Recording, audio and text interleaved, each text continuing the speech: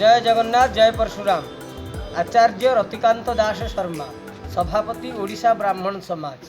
आज आम ढेंकानाल ब्राह्मण समाज तरफ एक सांगठनिक एवं प्रशासनिक बैठक बा दक्षिणकाली मंदिर में आयोजित हो जाइए। जो सांगठनिक एवं प्रशासनिक बैठकटा अनुष्ठित हो आयोजन होर मुख्य उद्देश्य बा कारण हूँ आम पुरी रे होबाक थिबा मार्च 26 तारिख प्रतिष्ठा दिवसर प्रस्तुति दिवस बा एवं ढेंकानाल जिलार सांगठनिक प्रस्तुति दिवस उपरे सुदृढ़ीकरण दिवस उपरे यही सब उपरे कार्य आमर वर्तमान आलोच्यर विषय।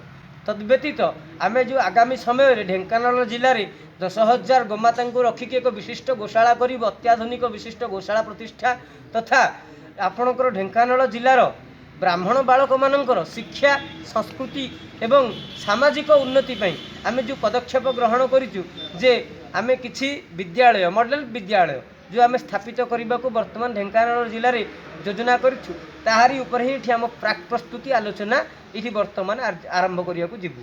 ता भितर आमे आउ गोटे योजना रखीचु जे आपणक ढेंकानाल जिले में ब्राह्मण मानकर आर्थिक सुदृढ़ीकरण एक आमे ब्राह्मण बैंक ढेंकानाल जिले में गठन करूँ बोली यह आमर धार्य निष्पत्ति होइछि।